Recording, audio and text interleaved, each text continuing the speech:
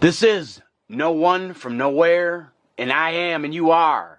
And so is your cousin, your next door neighbor, your dog, even the wind, the air, the skies, the sun, the stars, and the moon. They are all spirits of God, and everything belongs to God, because He is the Almighty, the all-knowing, the omnipresent, magnificent, super intellect mind that created all this for you and I to listen right now.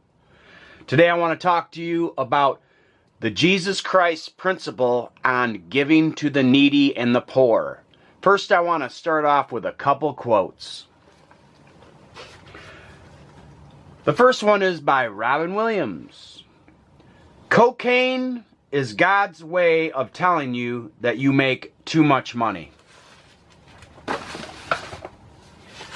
Second quote is by Ronald Reagan. Be someone's sunshine when their skies are gray. When you open your heart to giving, angels fly to your door. We make a living by what we get, but we make a life by what we give. We can't help everyone, but everyone can help someone. And those are the wise words of Ronald Reagan, the late Ronald Reagan. So, Matthew 6, chapter 6, verse 1, teaching about giving to the needy. Watch out. This is Jesus Christ.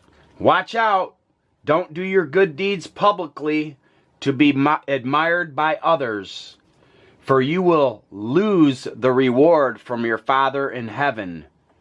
When you give to someone in need, don't do as the hypocrites do, blowing trumpets in the synagogues and streets to call attention to their acts of charity. I tell you the truth, they have received all the reward they will ever get. But when you give to someone in need, don't let your left hand know what your right hand is doing. Give your gifts in private, and your Father who sees everything will reward you. So he is saying that you will get no reward if you go to church and give your reward or your gift publicly, or if your name's on a plaque at some place. You know, that's all great. I have nothing to say about any of these things, because giving is receiving and receiving is giving. However, it's best to do things one-on-one with God. He knows, like I said, He is the all-knowing. He knows everything, every conversation, every place, at every time. He's omnipresent. And He is recording right now. So, what I'm saying is give your gifts and acts of charity in private.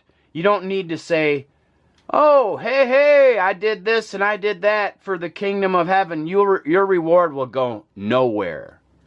So give it in private, and don't let your right hand know what your left hand is doing. He means, basically, God knows everything.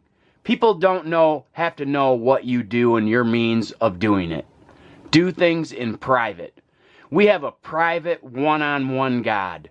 That's why Jacob was a wrestler and he wrestled with God. It's a great analogy and metaphor for what we do with God. It's a one-on-one.